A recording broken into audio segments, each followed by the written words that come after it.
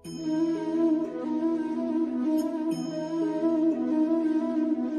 কি আছাড় খেয়ে পড়লো সুতমুনির চরণ। আমাকে কৃপা করুন বাবা। আহারে কি সুন্দর ছেলেটা, কাঁদছিস কেন? কি হয়েছে? খিদে পেয়েছে? দাঁড়া, ভগবানের ভোগ লাগিয়েছি, প্রসাদ দেবো। দাঁড়া, এখানে বস। ও মা, বসেই আছে, ভোগ লেগেছে, প্রসাদ দিয়েছে, খাচ্ছে না। আরে কি হয়েছে তো? খেয়ে নে, কাঁদছিস কেন? আর খেয়ে কি হবে? যখন জেনেই গেছি মরে যাব, শুধু শুধু খেয়ে কি করব? ও মা, কে তোকে বলেছে মরে যাবি? কেন? আমার মা বললো। তোর মা জানলো কি করে? ও মা, তুমি জানো না, বিধাতা পুরুষ আমার কপালে লিখে দিয়েছে 12 বছরে আমার নাকি মৃত্যু হবে। আচ্ছা তুমি বলো না। হ্যাঁ গো, ও মুনি, ও ঋষি, ও সাধু, তুমি বলো না, বাঁচার কি কোনো উপায় নেই?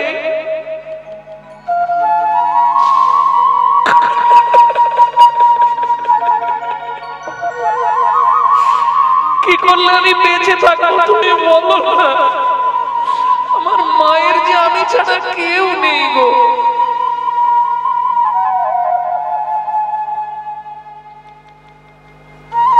অনেক চিন্তা করে ঋষিবর বললেন, গঙ্গায় স্নান করছে, গঙ্গায় স্নান করে আমি তোর কর্ণমূলে নামামৃত সুধারস ঢেলে দিচ্ছি, আর আজ থেকে দিবানিশি শুধু শ্রীহরি নাম করে যা। 16 নাম 32 অক্ষর কর্ণমূলে দিয়ে দিল, ওই নাম করে চলেছে, দিন রাত নাম করছে। গুরুদেব গিয়ে প্রসাদটা দিয়ে দেয়, বাউন্ডারি করে ঘিরে দিয়েছে, এর বাইরে তুই বেরোবি না। পৃথিবীর কোন শক্তি আছে তোকে মারতে পারে আমি দেখব। গুরু আজ্ঞা বলবান। দাগ কেটে দিয়েছে গুরুদেব, ওর ভেতরে বসেই নাম করে। খাবার সময় হলে গুরুদেব ভোগ লাগিয়ে শিষ্যকে প্রসাদ দিয়ে আসে। ওই ছোট্ট ছেলে দিন রাত নাম করছে, এমন নাম করছে যেখানটা আছে সেখানে কাদা হয়ে গেছে। বাবু, নামের দাহিকা শক্তি কতখানি! আহা, এইবার চলুন একদম শেষটা বলে দিই, মাঝখানটা বলতে গেলে অনেক বলতে হবে। এখন একবারে শেষটায় চলুন। আর 3 দিন বাকি 12 বছর পূর্ণ হতে। আজকের দিন গেলে আর 3 দিন 12 বছর পূর্ণ হয়ে যাবে। গুরুদেব রাত্রে আদেশ করে দিলেন, মার্কণ্ডেয় গুরুদেব আজ থেকে 3 দিন আহার নিদ্রা সব বন্ধ, শুধু নাম সেবা করে যায়। ঠিক আছে গুরুদেব, আপনার ইচ্ছাই পূর্ণ হয়। ওই নাম করে যাচ্ছে, কিন্তু যেদিন 12 বছর আর 1 দিন, আজকের দিনটা শেষ হলেই 12 বছর শেষ হয়ে যাবে, সেই দিনই ঘটনা ঘটে গেল। কি ঘটলো চলুন দেখে নিই। বিধির বিধান কে করে খণ্ড, কেই বা বলিতে পারে। প্রভু নিদ্রারে ডাকিয়া আদেশ করিলা, গিয়ে বস নয়নে পারে। প্রভু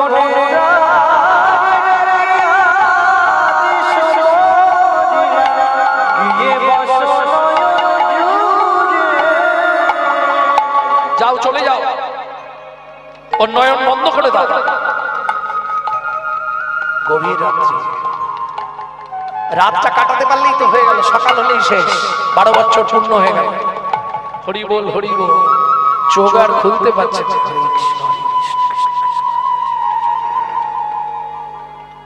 নাম বন্ধ হয়ে গেছে, মুখে ঠন্ডটা বন্ধ হয়ে গেছে, কিন্তু 1 বছর ধরে নাম তো চলছিল না, ভিতরে তো নাম চলছে।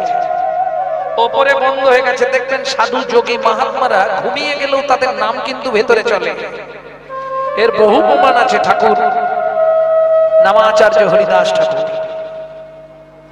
নাম ভেতরে চলছে। সিদ্ধ হয়ে গেছে তো 1 বছর, সিদ্ধ হয়ে গেছে মানে শিরায় উপশিরায় নাম চারিয়ে গেছে, মুখ বন্ধ হয়ে গেছে, নাম কিন্তু ভেতরে চলছে। নিদ্রা এসে জোর করে ধরে নিল নয়নে, শুয়ে পড়ল। যা শুয়ে পড়ল, দেহটা দাগের ভেতরে, মাথাটা বাইরে পড়ে গেল।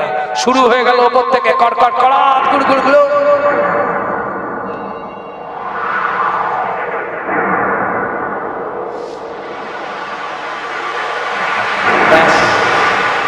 বজ্রপাত এসে মাথায় পড়ে।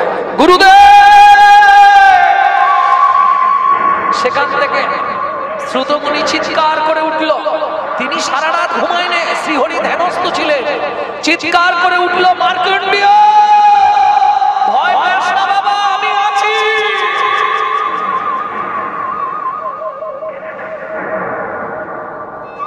ছুটে এলেন গুরুদেব। ততক্ষণে মার্কণ্ডর দুই কান দিয়ে রক্ত নদীর স্রোত হয়ে যাচ্ছে। সব শেষ। কোলে মাথাটা তুলে নিয়ে মাথায় হাত বুলাচ্ছে আর গুরুদেব কাঁদছে, শুনেছিলাম নামের নাকি দায়িকা শক্তি আছে। মার্কণ্ড, সেইটা প্রমাণ করবার জন্য আমি দেখলাম রে।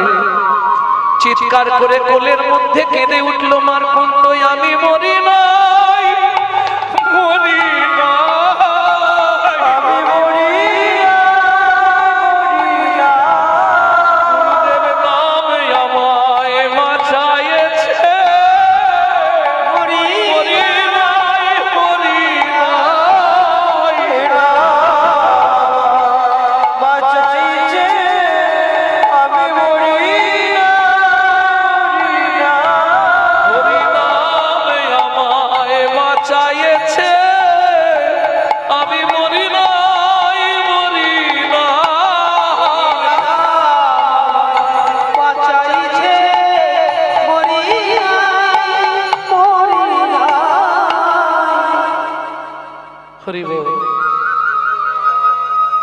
এরপর বহু ঘটনা, সেগুলো বলতে গেলে আর এদিকে লীলাটা হবে না।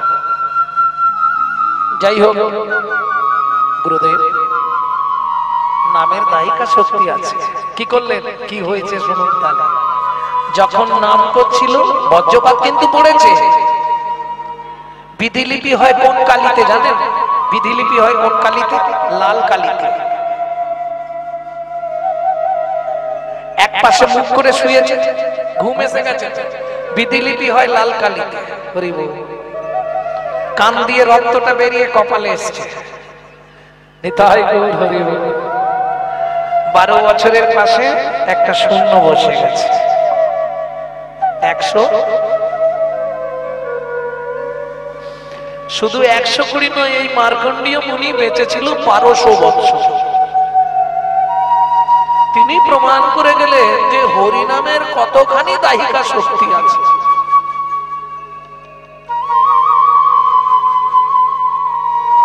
গুরুদেব আমাকে অনুমতি দিন, একবার মায়ের সঙ্গে দেখা করে আসি। মা বলেছিল বেঁচে থাকলে দেখা করবে, একবার দেখা করে আসি।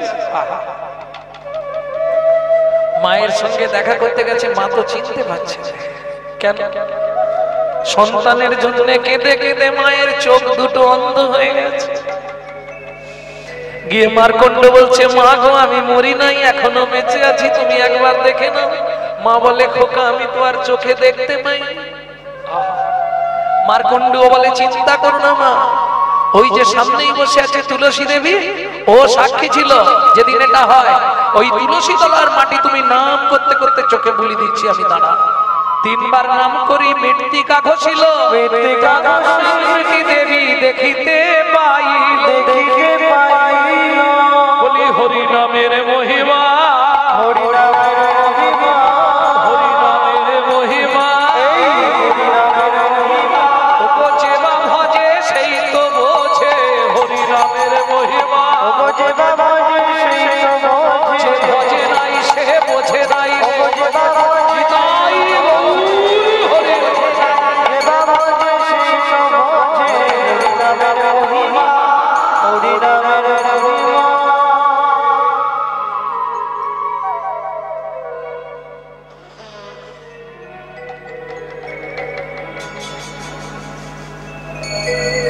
ভক্তমন্ডলী, ভক্তিমতী মায়েরা, তাহলে কিং কর্তব্য বিমূঢ়, ওটা তো বলা হলো না। খুব সংক্ষেপে বলে দিচ্ছি। একদম যারা মানে এই পথের নয়, একদম ঘোর সংসারী, যারা গোবিন্দর সঙ্গে কোনো যোগাযোগ নেই, মানে ওই স্বার্থে যোগাযোগ যারা করে, স্বার্থ পর্যন্ত বাড়িতে বিপদ হয়ে গেছে, গোবিন্দ একটু দয়া করে।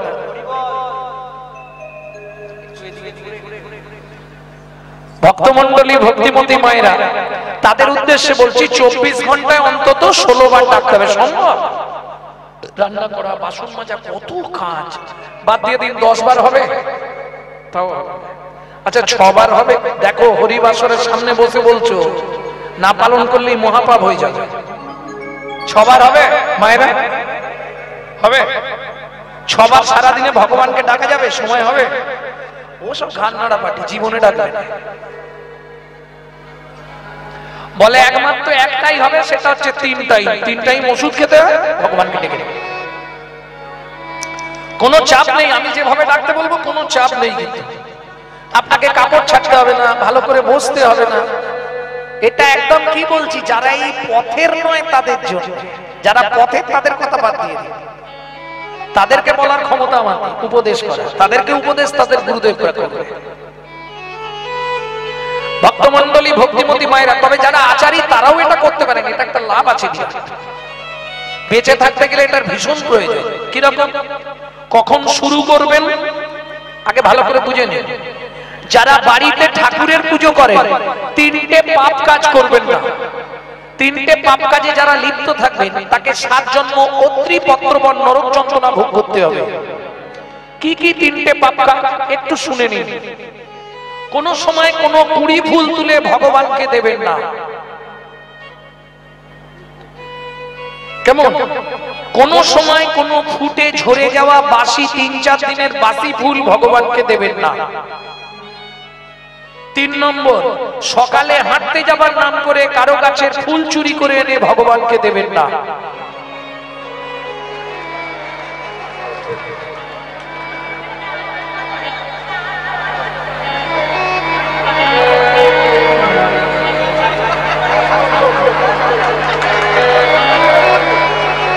কি ব্যাপারটা হলো?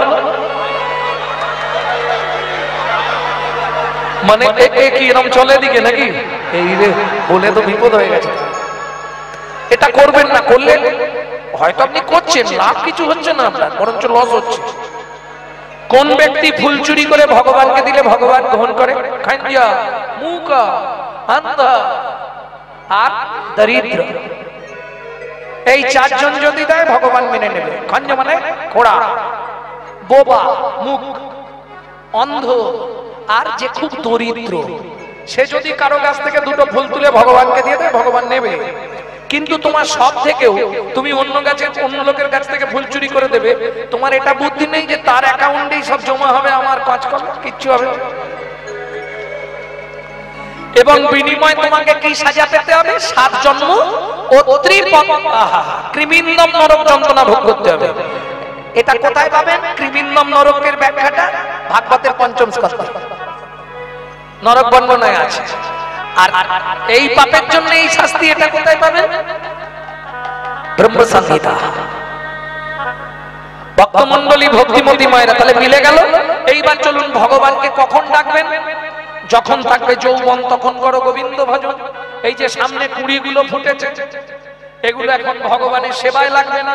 আর যেগুলো ফুটে বাসি হয়ে গেল, ও আর ভগবানের সেবায় চলবে না। তাহলে ভগবানের সেবা করতে হবে কখন? যখন থাকবে যৌবন তখন করো গোবিন্দ ভজন। কেন? তখন তোমার এক মন। বাবা মা দেখলো ছেলে বড় হয়েছে, বিবাহ দিতে হবে। এখানে কে আছেন? হাত তুলুন। বিবাহ করেছেন।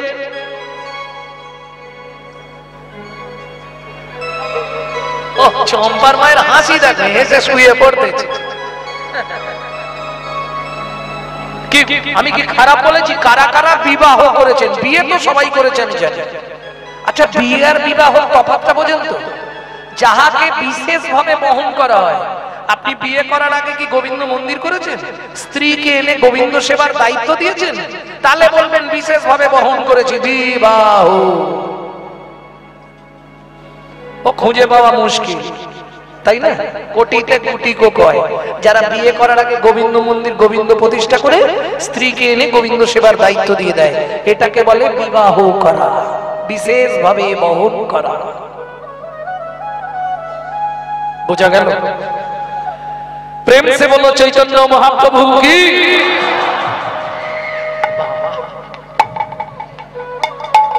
ভক্তমন্ডলী, ভক্তিমতী মায়েরা, এইবার চলুন। তাহলে বিয়ে হয়েছে, ছেলে বড় হলো, বিয়ে দিয়ে দিলাম, তাই তো?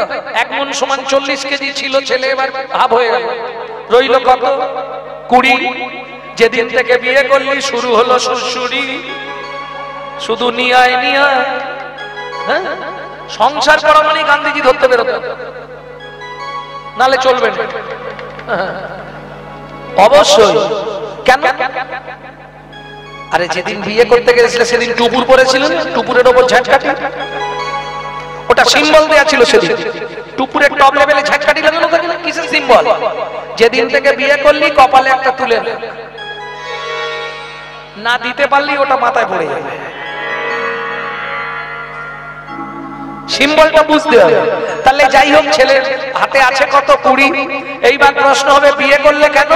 পুত্রং কিয়াতে ভার্যা, পুত্র লাভের আশায় বিয়ে করেছি। বললে পুত্র কি করবে? বললে ভেঁচে থাকতে ভাত দিক বানা দিক, মরে গেলে তো পিণ্ডিটা দেবে। পুত্রং পিণ্ডং প্রয়োজনা। কেন ছেলেকে পুত্র বলা হয় কেন বুঝে নিন ভালো করে। মৃত্যুর পর আমাদের আত্মা পুং নামক নরকে চলে যায়, পিণ্ড দান করে পিতামাতার আত্মাকে ত্রাণ করে বলে ছেলেকে বলা হয় পুত্র। পুং নামক নরক হইতে ত্রাণকারী ব্যক্তিকে বলা হয় পুত্র। বোঝা গেল? বুঝে নাও ভালো। ভক্তমন্ডলী, ভক্তিমতী মায়েরা, তাহলে একটা ছেলে হলো, তাকে দিলাম 10, হাতে আছে কত? শুরু হলো জীবনের লস। আর ভজন হবে? আরে হাসলে হবে না, আশাই তো জগৎ। আমরা যত আশা করি তত কিন্তু কষ্ট পাই, কিন্তু আশা করতে ছাড়ি কি? আশারও ছলনে লোভিলি যাত না কখনো ছিল সপন গো, আশারও ছলনে লোভিলি যাত না কখনো ছিল সপন গো, আশারও ছলনে লোভিলি যাত না কখনো ছিল সপন গো, আশারও ছলনে লোভিলি যাত না কখনো ছিল সপন গো। ফুলে গাও হরে কৃষ্ণ নাম হলো সপরান মাতিবে তো, ফুলে গাও হরে কৃষ্ণ নাম হলো সপরান মাতিবে তো, অলস পরাণ মেতে যাবে, অলস পরাণ মেতে যাবে। সিজুগল নাম গাইতে গাইতে অলস পরাণ মেতে যাবে, সিজুগল নাম গাইতে গাইতে ওরে রামাচার্য কৃপা হবে, কৃপা হবে। সিজুগল নাম গাইতে গাইতে অলস পরাণ মেতে যাবে, অলস পরাণ মেতে যাবে। তাহলে আশাই জগৎ। ছেলের বিয়ে দিয়ে বউ মানলাম, তাকে দিলাম 5, হাতে আছে কত? আচ্ছা, কলিতেই আশা থাকে না? ছেলের বিয়ে দিয়ে সুন্দর থেকে বউ মানবো, বৌমার রান্না ভাত খাবো, কিন্তু কলিকালে হবে না। এক বালিশে পড়লে মাথা মনের কথা হয় গো যাতা, এক বালিশে পড়লে মাথা মনের কথা হয় গো যাতা। আমাকে করে পর যাকে নিয়ে বাঁধলি ঘর, তুই বাবা আমাকে করে পর যাকে নিয়ে বাঁধলি ঘর, যাকে তুই বাঁচলি ভালো সে কি তোর সঙ্গে গেল, যাকে তুই বাঁচলি ভালো সে কি তোর সঙ্গে গেল। শেষে গোবর ছড়া দিল রে, অমঙ্গলটা বিদায় হলো, শেষে গোবর। বোঝা গেল? তাহলে ছেলের বিয়ে দিয়ে বউ মানলাম, তাকে দিলাম 5, হাতে আছে কত? বয়স বাড়ছে, শুরু হয়ে গেছে শিরায় শিরায় খাঁচ। কি সব সামনে জায়গা খুঁজছে, একটুখানি মিলতে পারলে হয়, জায়গা পাচ্ছে না, তাই ওই জন্য উসগুস উসগুস করছে। কে কোথা দিয়ে একটু বাড়াতে পারে, কে কোথা দিয়ে একটু বাড়াতে। হ্যাঁ, বিশ্বাস অমাবস্যা পূর্ণিমা হলেই হাঁটুর ভেতর কটকট কটকট।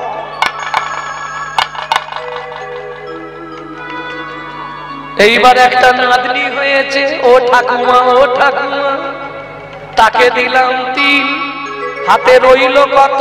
2। নাতনি হলো, তাকে দিলাম 3, বসে বসে গুনছি আমি ওপারে যাবার দিন, ওপারে 4টে চিঠি তো 2টো 3টে এসেই গেছে, আর একটা চিঠি এলেই শেষ, তাই না? ভগবান নেবার আগে তো চিঠি দিয়ে দেয়। ভাঙতে শুরু হবে, চুল পাকতে শুরু হবে, একটা একটা পর পর চিঠি আসে, আমরা খেয়াল রাখিনি তাই। ভক্তমন্ডলী, ভক্তিমতী মায়েরা, এইবার চলুন। এখন দাদু তো আসন পেতে বসেছে, ভগবানকে ডাকবে। নাতনি দিয়ে পিছন দিক দিয়ে দাদুর কাঁধে উঠে পড়েছে, দাদু দোল দোল, দাদু দোল দোল। ভজন হয়ে গেল, আর ভজন হবে? এই জন্য শাস্ত্র বলছে সময় থাকতে লেগে যাও, অসময়ে গিয়ে কোনো লাভ নেই। ঠাকুমা নলিনপুরে রাজভোগেনে গোপালকে খেতে দিয়েছে, দরজা বন্ধ, ঠাকুমা মালা জপ করছে, নাতি সাইড দিয়ে ঢুকে গেছে, এক পিস আউট করে দিয়েছে, ভেঙে ভেঙে খেয়েছে। এবার ছড়িয়ে আছে তো বাচ্চা ছেলে ঠিক গুছিয়ে খেতে পারে না, ছড়িয়েছে। ঠাকুমা হাততালি দিয়ে দরজা খুলি, ও মা দেখে যাও দেখে যাও, আমার গোপাল খেয়েছে, আমার গোপাল খেয়েছে। শালা গোপাল খানে তোর কপাল খেয়েছে, গোপাল খেয়েছে। বুড়ো বয়সে ভজন হবে, আর ভজন হবে বুড়ো বয়সে? তাহলে হাতে আছে কত? 2। সংসারে অশান্তি হলেই ভগবানের কাছে গিয়ে কি বলো? ঠাকুর এই পাপের সংসার থেকে তুলে নাও। বলনি? সত্যি বলবে? অস্বীকার করছো কেন? ঠাকুমা বলনি? ঠাকুর এই পাপের সংসার থেকে আমাকে তুলে নাও, আর পাচ্ছি না ভগবান, আর পাচ্ছি না, মুক্তি দাও। তবে তোমার কাছে একটাই অনুরোধ, যাবার আগে যেন নাত জামাইটা দেখে মরতে পারি।